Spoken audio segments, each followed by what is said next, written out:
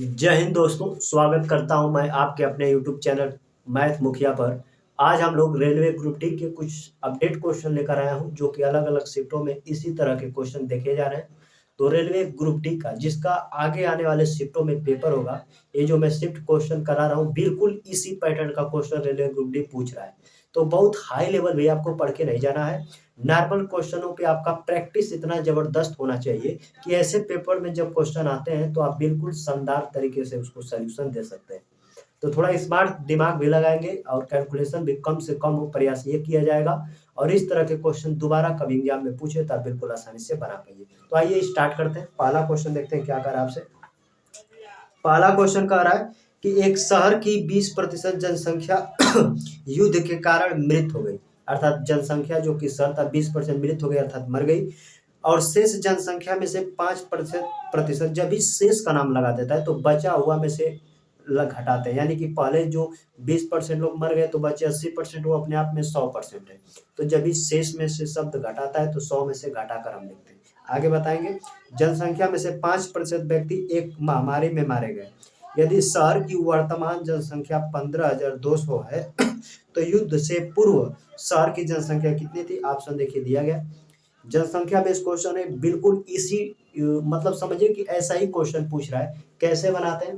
वैसे तो ratio method, series method, कई तरीका से, लेकिन आप सबसे शानदार जब डाटा सही बटा में देता है परसेंटेज या दर, तो हम उसको रेशियो मेथड से अपनाते हैं, नहीं तो आप सीरीज मेथड अप्लाई कर सकते हैं। जैसे सोचिए, क्योंकि बहुत बच्चे ये ना समझ में आता है कि आगे पहले वर्तमान का रखेंगे पूर्व करेंगे, तो ध्यान समझिए। क्वेश्चन में कह रहा है 20% जनसंख्या युद्ध के कारण मर गई, तो 20% जनसंख्या जब मर गई तो बचा कितना? तो कहेंगे 80%। यहाँ पे लिखिए 80 परसेंटेज, हटाएंगे नीचे 100 लग जाएगा गुणा, इसको सीरीज मेथड बोलते हैं। दूसरा क्वेश्चन कह रहा है शेष, जब भी शेष का नाम लेता है तो इसका मतलब 100 में से घटा कर कहते हैं शेष, यानी जो शेष बचा ये अपने आप में 100%। अब इसमें से कह रहा है 5% व्यक्ति एक महामारी में मर गए, तो 100 में से 5 घटाइए तो बचेगा 95 बटे का 100। जनसंख्या पहले कितना था हमको नहीं पता, जनसंख्या x मान लेते हैं, लेकिन इतना घटने के बाद वर्तमान में हमारे पास जनसंख्या है 15,200, जो कि क्वेश्चन में दिया हुआ है और वर्तमान जनसंख्या आपसे पूछा है। फिर से समझिए, एक हम 20% मृत हो गई, 5% महामारी में मर गए, वर्तमान में इतना है, तो वर्तमान से पूर्व यानी ई वाली जनसंख्या पूछना चाह रहा है कि कितना है। कैलकुलेशन कर दीजिए, आपका आंसर आ जाएगा। देखिए 20 से काटे 20 चौक 80, 20 से काटे 20 25 100, 5 से इसको काट दीजिए 19 बार में। आप 4 से इसको काट दीजिए 25 बार में। देखिए इधर इसका गुणा करके तिरछा गुणा करेंगे तो आपका आंसर बिल्कुल आ जाएगा। 19 से काट दीजिए, देखिए 19 वट है 152, 8 बार में डबल जीरो उतार लीजिए। 25 का 8 में गुणा 25 वट है 200 होता है, डायरेक्ट 200 लिखिए और ये 2 जीरो और बना लीजिए तो डायरेक्ट हो जाएगा 20,000। यानी कह सकते हैं कि महामारी और बीमारी जो मृत हो गए और जो महामारी मर गए, इनसे पहले जनसंख्या जो थी वो 20,000 थी, इतने मरने के बाद वर्तमान में 15,200 हो गई थी। इस क्वेश्चन का सही जवाब हो जाएगा 20,000। आइए ऑप्शन चेक कर लेते हैं, तो ऑप्शन नंबर ए बिल्कुल करेक्ट आंसर हो जाएगा। आइए अगला प्रश्न देखते हैं, इसको हटा देते हैं। अगला क्वेश्चन देखिए क्या कह रहा है। कह रहा है बीमल नाम होगा किसी लड़की का। बीमल किसी परीक्षा में 46% अंक प्राप्त करती है, फिर परीक्षा में 10 अंकों से अनुत्तीर्ण हो जाती है। बीमल नाम की लड़की है, 46% जब अंक पाती है, प्रतिशत अंक पाती है तो 10 अंकों से फेल हो जाती है। अनुत्तीर्ण मतलब फेल हो जाती है।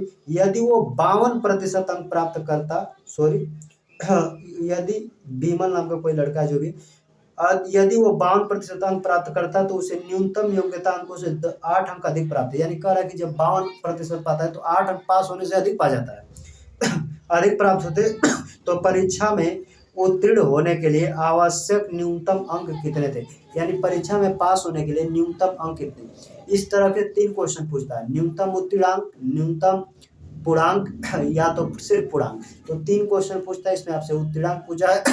कैसे निकालते हैं आइए बताते हैं। सबसे पहले यहाँ देखिए, इधर 2 टर्म में इसको बांट कर लगाते हैं, तो दोनों साइड हम इसको पास पास ही लिखते हैं, यानी इधर भी पास रखना है और इधर भी पास रखना है। आप ध्यान से कंसेप्ट को समझिए। पहला बीमल है, पहले से अगर 46% अंक पाता है तो कितने अंकों से फेल हो जाता है, तो क्वेश्चन कर रहा है 10 अंक से फेल हो जाता है। तो इस क्वेश्चन में ये कंसेप्ट है को फेल नहीं करना है, पास। अगर 46% पाता है तो 10 अंक से फेल, अगर इसको 10 नंबर दे दिया जाए तो ये पास हो जाएगा। तो 46 प्लस 10 नंबर दे दीजिए ताकि पास हो जाए। अगला में कह रहा है कि फिर 52% अंक पाता है, अब पास होने से 8 अंक अधिक पा जाता है, यानी पास तो हो ही गया लेकिन 8 नंबर अधिक पा जाता है, तो क्या उसमें से हम 8 अंक घटा देंगे तो फेल हो जाएगा? नहीं, दोनों पास पास हो गए। देखिए यह भी पास है, 46 नंबर पाता था, 10 नंबर से फेल हो जाए तो मैंने प्लस यानी 10 दे दिया कि अभी पास हो गया। 52% पाता है, 8 नंबर से फेल हो जाता है, इसीलिए मैंने 8 नंबर ज्यादा पा जाता है तो मैंने इसको 8 नंबर घटा दिया ताकि ये भी पास हो जाए। बस कैलकुलेशन आपका आंसर। हमेशा परसेंटेज का अंतर कीजिएगा, परसेंटेज का तुलना परसेंटेज से कीजिएगा। तो 52% में 46% घटाएंगे तो आएगा 4×6%। इधर देखिए जब भी विपरीत चिन्ह है, देखिए यहाँ पे 10 प्लस है 8 माइनस है, तो विपरीत में जुड़ जाती है चीजें, जब बराबर के उधर जाता है तो 10 और 8 जुड़ेगा तो 18, अगर सेम सेम रहता तो घट जाता। 6% का मान 18 है तो यहाँ से काट सकते हैं 6 से, देखिए परसेंटेज हटाएंगे इधर लग जाएगा 100, 6 से काटेंगे 6 3 18, ये 300 हो गया। ये का निकला है? तो ये आपका पूर्णांक निकला है। पूर्णांक का मतलब ये है कि परीक्षा टोटल कितने नंबर का था, तो अगर पूर्णांक पूछता तो 300 नंबर, लेकिन आपसे न्यूनतम उत्तीर्णांक पूछा है। न्यूनतम उत्तीर्णांक का मतलब कितने पर पासिंग था, तो कैसे निकालते हैं?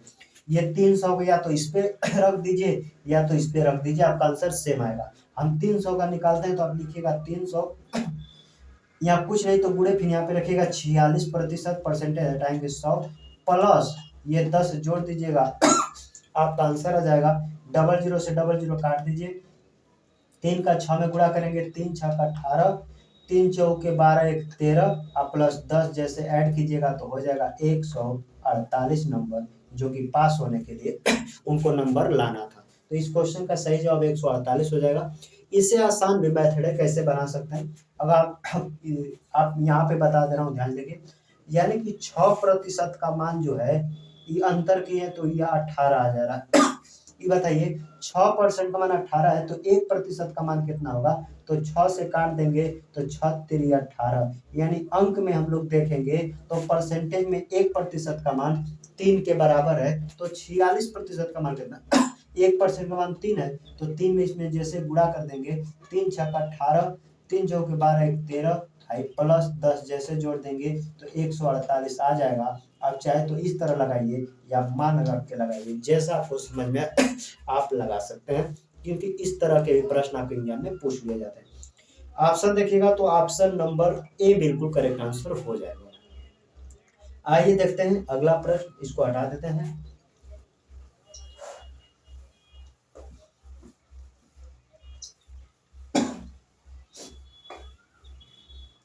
अगला क्वेश्चन कह रहा है, एक स्कूल में लड़कों की संख्या और लड़कियों की संख्या का अनुपात 3:2 है।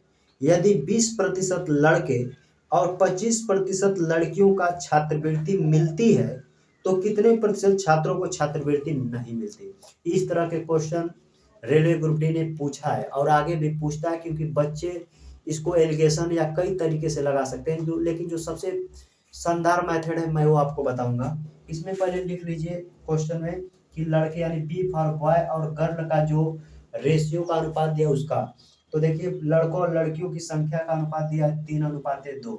अगर मैं टोटल की बात करता तो टोटल कितने हो जाते, तो कहेंगे सर टोटल की बात अगर करते तो टोटल हो जाते 5 लोग। अब क्वेश्चन में देखिए कह रहा है 20% लड़कों यानी बॉय है, 20% लड़के छात्रवृत्ति पाते हैं, 20% लड़के छात्रवृत्ति पाते हैं और लड़कियों में 25% छात्रवृत्ति पाती हैं। तो बताइए कितने प्रतिशत लोग छात्रवृत्ति नहीं पाते हैं? तो पूरे टोटल में 100% लोग होंगे, 100% में से हम पहले ये पता करेंगे कि कितने परसेंट लोग छात्रवृत्ति पाते हैं, फिर अगर ये पता चल जाएगा कि 100% में से इतने छात्रवृत्ति पाते हैं तो ऑटोमेटिक पता चल जाएगा कि कितने परसेंट छात्रवृत्ति नहीं पाते हैं। आइए इसको हल करते हैं कैसे, ध्यान से स्टेप समझिएगा। ये 20 है, हमेशा परसेंटेज को तुलना करना है। अगर ये डाटा बड़ा रहता तो काट के आप छोटा भी कर सकते हैं संख्या को, लेकिन परसेंटेज को आप नहीं काटेंगे। परसेंटेज से तुलना कीजिए कितना अधिक है, हमेशा छोटे वाले से तुलना बड़ा कीजिएगा या बड़ा वाले से छोटा वाला की तुलना कीजिए। आप फ्री है चाहे तो सबसे आंसर आएगा।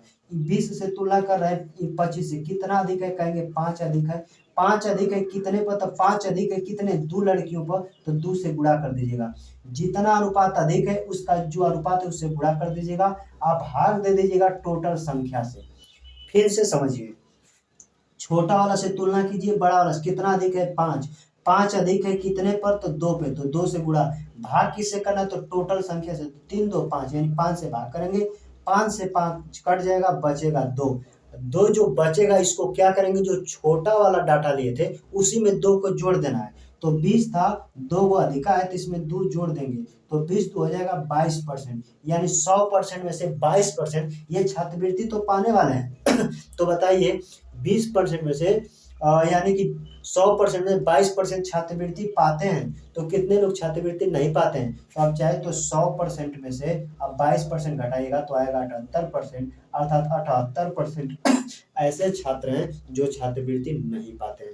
या आप ऐसे भी लगा सकते हैं, या तो सेकेंड मेथड बता रहा हूँ उससे देख लीजिए, इसको मैं हटा दे रहा हूँ। जो आपको शानदार लगे उस तरीके से लगाइए, लेकिन कहने का मतलब है कि इस तरह के प्रश्न पूछ लिए जाते हैं। टोटल संख्या में हो गया 5। अब बताइए लड़कियों में सॉरी लड़कों में कह रहा है 20% लड़के छात्रवृत्ति पाते हैं, तो बताइए लड़कों में 20% छात्रवृत्ति पाते हैं तो कितने नहीं।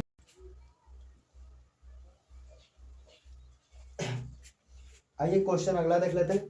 यदि x का 35%, समझिएगा, यदि x का 35% इक्वल है y के 40%, तो x अनुपात y का मान ज्ञात कीजिए। शानदार क्वेश्चन है, बता सकते हैं आप।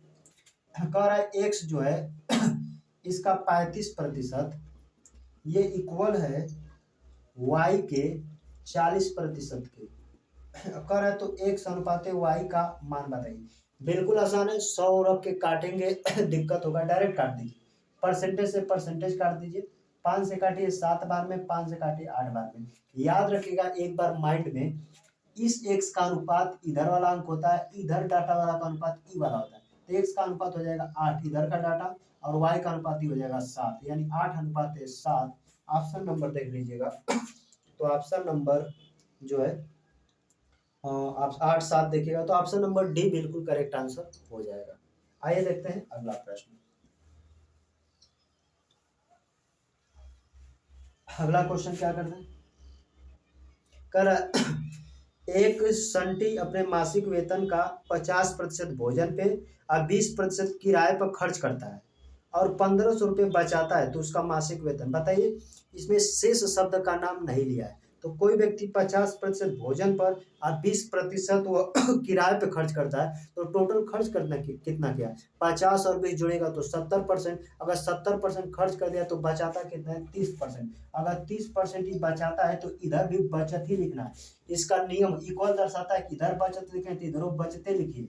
इधर बचत में कह रहा है कि नहीं 1500 रुपये बचाता है, परसेंटेज इधर से हटाते हैं नीचे लगता है 100, तिरछा गुणा करते हैं तो गुणे में चला जाता है। इसीलिए जैसे आप परसेंटेज इधर हटाएं गुणे में 100 इधर लगा दीजिए, इससे उसका कुल आय निकल जाएगा। देखिए 1 जीरो से 1 जीरो कैंसिल कीजिए, 3 से काटिए, 3 पचे 15, 1 जीरो इधर का, 2 जीरो इधर का, यानी टोटल उसकी आय पूछा जाए तो यानी 100% का मान उसकी आय रही होगी, तो टोटल आय इसका हो जाएगा 5000। ऑप्शन नंबर देखिएगा बी बिल्कुल करेक्ट आंसर हो जाएगा।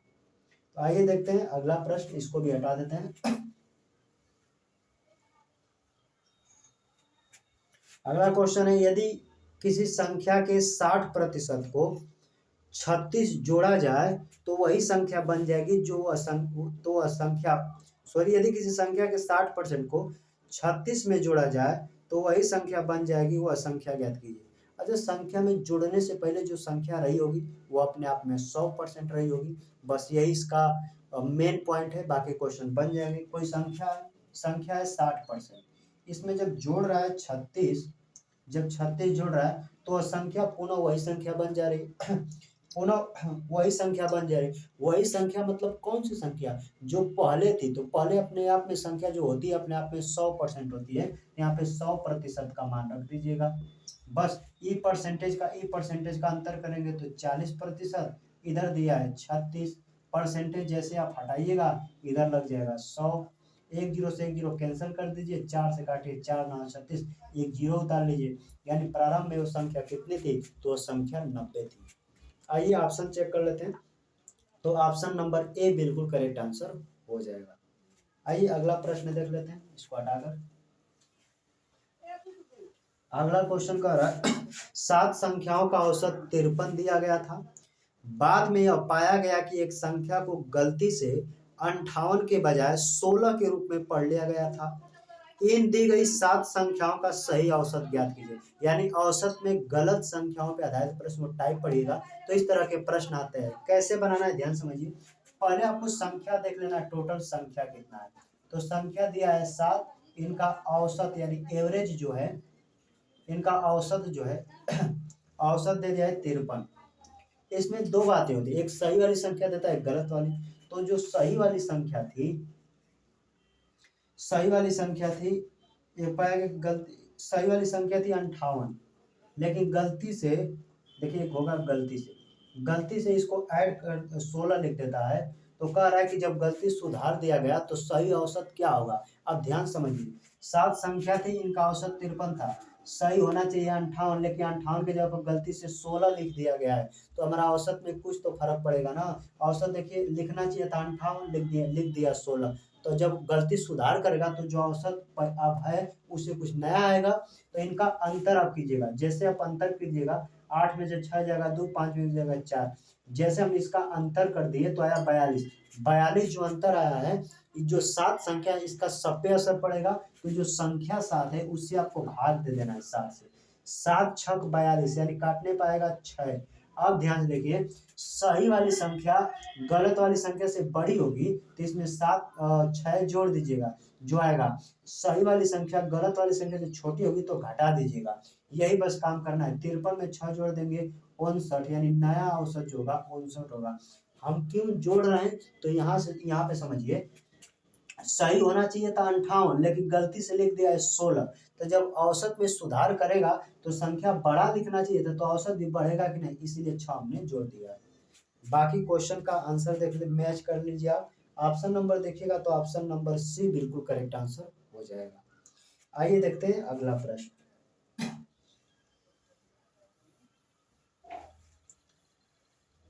अगला क्वेश्चन का क्या रहा है, 5 क्रमागत सम संख्याओं का औसत 40 है। 5 क्रमागत हैं, यानी उनका औसत जब निकालेगा तो 40 है। 3 संख्याओं में सबसे छोटी संख्या का मान ज्ञात कीजिए।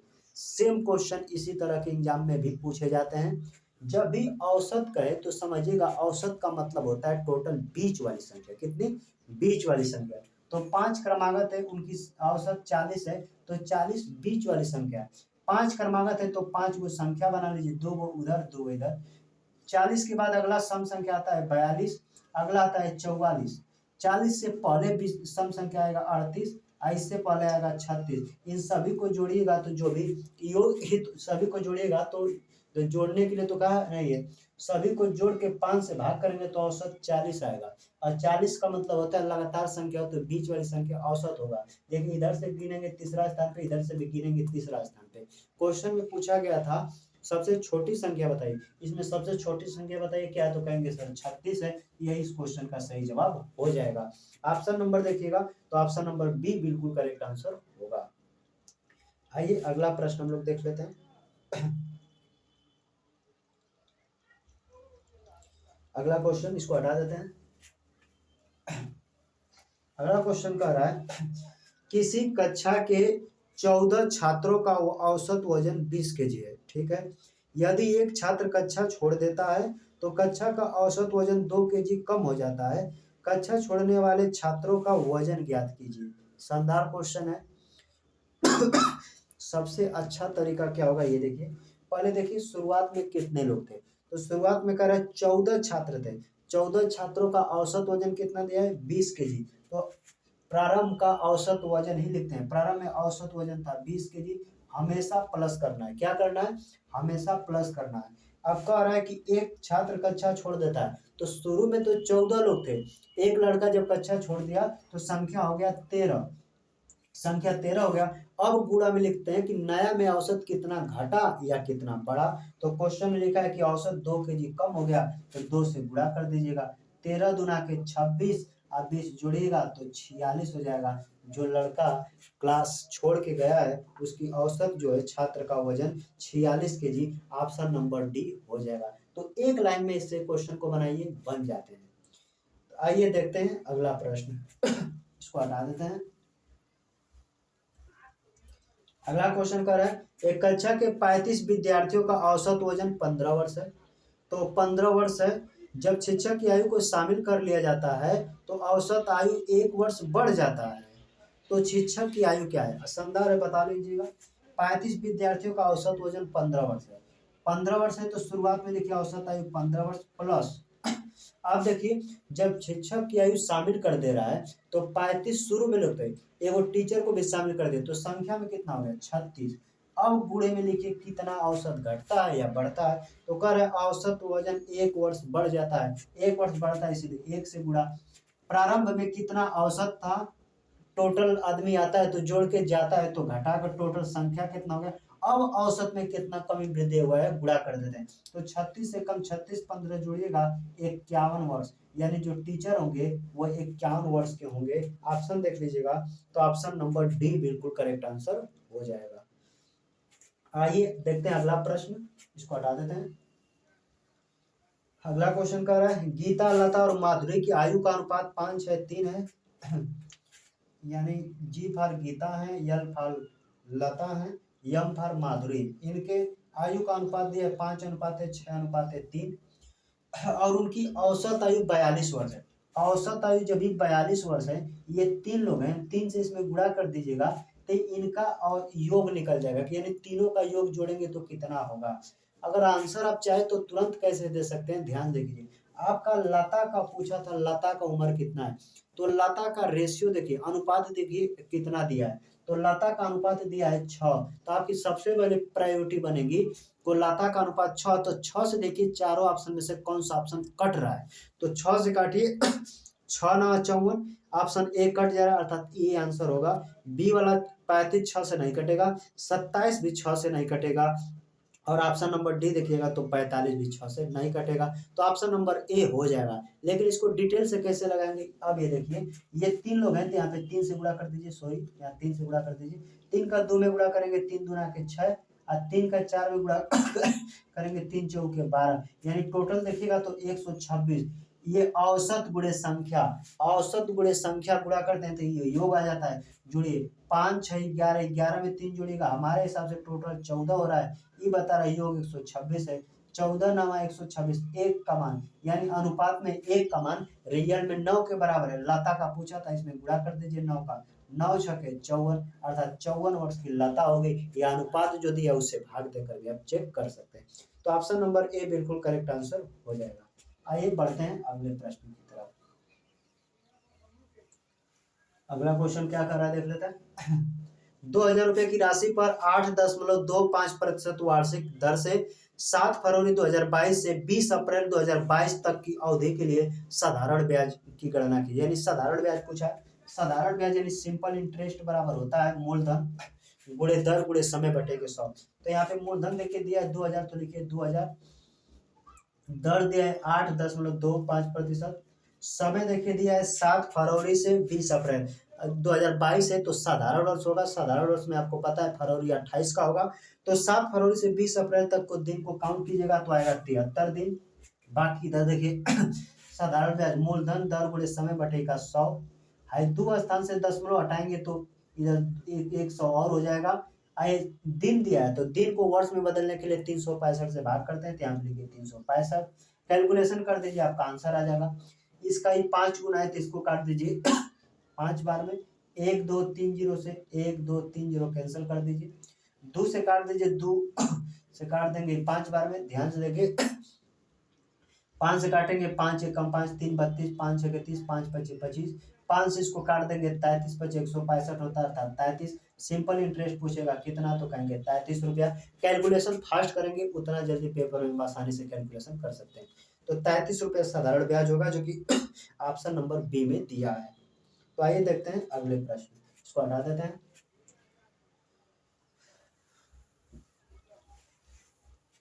अगला क्वेश्चन कह रहा है, किसी मूलधन पर 10% वार्षिक ब्याज की दर पर दूसरे वर्ष का चक्रवृद्धि ब्याज 154 रुपये प्राप्त होता है तो मूलधन ज्ञात कीजिए। 2 वर्ष के सॉरी, अगर 2 वर्ष के बाद आपको कोई धन मूलधन ब्याज मिलता है तो उसका बात अलग है। दूसरे वर्ष का ब्याज पूछा है, या इस तरह के प्रश्न में अक्सर बच्चे कहाँ गलती करते हैं, वो गलती आपको नहीं करना है। कोई फार्मूला नहीं लगाना है, बेस्ट ट्रिक बताऊंगा, 2 साल 3 साल 4 साल किसी भी वर्ष का देगा, आप उसको आसानी से गणना कर सकते हैं। जैसे क्वेश्चन में देखिए आपको हमेशा मूलधन और जो ब्याज है उसका अनुपात कैसे आपको बनाना है, ध्यान दीजिए। क्वेश्चन में अनुपात, जैसे क्वेश्चन में दर दिया, देखिए कितना 10%, तो 10% दर दिया तो 10% का फ्रैक्शन वैल्यू कितना होगा, यानी भिन्न में, तो कहेंगे 1/10। जब भी मूलधन का अनुपात बताए कि जब भी दूसरे वर्ष में इतना मिलेगा, तीसरे वर्ष में इतना मिलेगा, तब कैसे निकालेंगे मूलधन या तो ब्याज, यही मैं समझाना चाह रहा हूँ। तो 1/10 नीचे वाला का अर्थात डिनोमिनेटर हर का देखिएगा, अगर 2 साल दिया, टाइम देखिए दिया है 2 वर्ष, तो 10 का स्क्वायर कर दीजिएगा, 10 का स्क्वायर करेंगे तो 100 हो जाएगा। अब देखिए 10 में बस एक जोड़ दीजिएगा, 10 में जैसे एक जोड़ेंगे तो 11, ये ब्याज का अनुपात मिल जाएगा। बस इन्हीं अनुपातों में से कोई दो चीज में से कोई एक चीज आपको दिया रहेगा, एक आपसे पूछेगा। तो क्वेश्चन में देखिए बिल्कुल दिया है कि क्वेश्चन में दूसरे वर्ष का चक्रवृद्धि ब्याज 154 रुपया है, तो हमारे हिसाब से ब्याज 11 रुपया, वो बता रहा है 154 रुपया।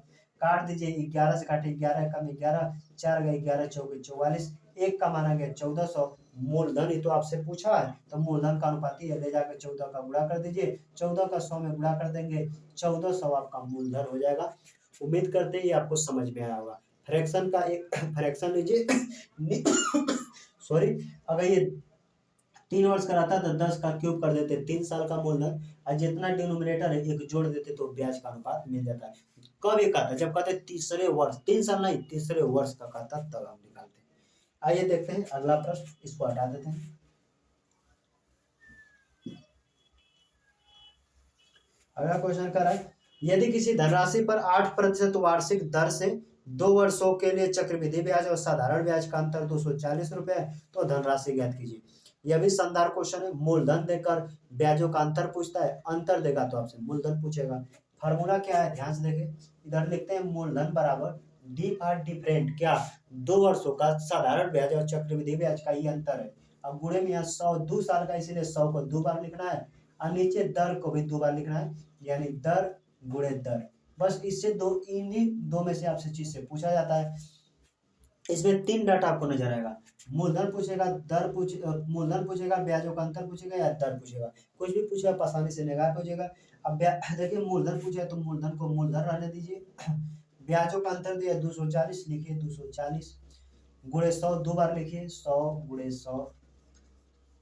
दर देखिए क्वेश्चन में दिया होगा, क्वेश्चन में दर दिया है कितना 8%, तो लिख लीजिए 8, 2 बार लिखिए, 8 8, 8 से काटिए 8 तरीके 24, 30 बार में, 4 से काटिए 4 दूना के 8, 4 से इसको काटेंगे तो 25 बार में, और 2 से इसको काट देंगे 15 बार में, 25 15 गुणा कीजिएगा आएगा 375, ये डबल जीरो उतार लीजिए, 37,500 रुपये मूलधन था। ऑप्शन देखिएगा तो ऑप्शन नंबर डी बिल्कुल करेक्ट आंसर हो जाएगा।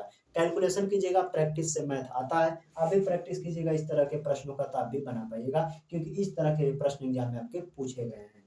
आइए देखते हैं अगला प्रश्न, इसको हटा देते हैं।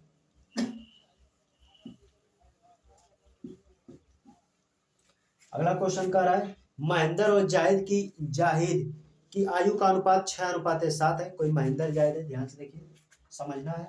एम फॉर महेंद्र लिख देते हैं, जे फॉर जाहिद लिख देते हैं। इनके आयु का अनुपात 6:7 है, 6:7 है। क्वेश्चन को बस समझना है, जब कुछ नहीं दे तो समझिएगा महेंद्र और जाहिद जो है, ये जो है महेंद्र है और जाहिद है, जब कुछ न जिक्र करे तो जानेगा ये वर्तमान का अनुपात है। किसका, वर्तमान का, ये वर्तमान का अनुपात है। अब क्वेश्चन में कह रहा है महेंद्र और जाहिद की आयु का अनुपात 6:7 है, 15 वर्ष पहले इनकी आयु का अनुपात 9:11 था। तो आगे जब जाना है तो इधर बाद का आएगा, अब पहले जाना है तो ऊपर जाइए, इसको महेंद्र को मैं यहाँ पे लिख देता हूँ, महेंद्र है, ये जे फॉर जाहिद है। 15 वर्ष पहले तो 15 वर्ष पीछे जाएंगे, ध्यान से देखिए, 15 वर्ष पहले यानी 15 वर्ष माइनस करेंगे दोनों का, तो 15 वर्ष पहले इनकी आयु का अनुपात का 9:11 है। तो कह रहा है महेंद्र की वर्तमान आयु ज्ञात कीजिए, महेंद्र की वर्तमान आयु ज्ञात कीजिए। कैसे लगाएंगे, ध्यान समझिए, बिल्कुल आसान क्वेश्चन होता है।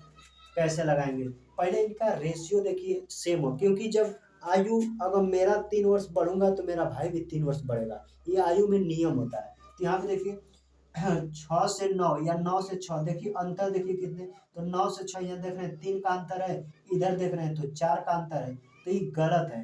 अगर दोनों में सेम अंतर करना है तो अंतर कैसे नहीं देगा तो आपको करना है, कैसे ध्यान से देखिए। इधर आप बताइए, इधर बताइए इनके बीच कितने का अंतर है, कहेंगे 6 से 1 साल का। इधर कितना अंतर है तो कहेंगे इधर का अंतर 2 है। अगर इधर का अंतर 2 है तो इन सब में 2 का गुणा, इधर अंतर 1 का है तो इनमें गुणा 1 का कर दीजिएगा। तो जो नया आपको अनुपात मिलेगा, देखिए 1 का गुणा करेंगे तो इससे में रहेगा 9:11, इधर गुणा करेंगे तो 2 छके 12 और 2 सत्ते 14। ये वर्तमान का था, ये 15 साल पहले का था। अब ध्यान से देखिए क्वेश्चन में, बस आपका हल हो गया। देखिए 12 से 9 हो गया, 14 से 11 हो गया। अंतर बोलिए तो कहेंगे 12 से 9 हो गया सर, 3 साल घटा ही करा, नहीं 15 साल घटा है तो 3 से काट देंगे, 1 का मान आ जाएगा 5। जैसे 1 का मान 5 आता है तो वर्तमान यही तो है, 5 का 12 में गुणा कर देंगे तो 12 पचे 60, यानी 60 वर्ष का महेंद्र रहा होगा, क्योंकि महेंद्र का अनुपाती है। तो ऑप्शन देख लेते हैं कौन सा ऑप्शन होगा, महेंद्र की आयु जो होगी 60 वर्ष। ऑप्शन नंबर बी बिल्कुल सही हो जाएगा। ये बिल्कुल आपको कैलकुलेशन थोड़ा लग रहा होगा, लेकिन माइंडली थोड़ा सा सोचिएगा तो 1 से 2 लाइन में ये बन जाते हैं। तो क्वेश्चन का सही जवाब ऑप्शन नंबर बी हो जाएगा। आइए आज का आखिरी प्रश्न देख लेते हैं इस सेट का। अगला क्वेश्चन क्या कह रहा है, 110 मीटर लंबी एक रेलगाड़ी 60 किलोमीटर प्रति घंटा की चाल से चल रही है।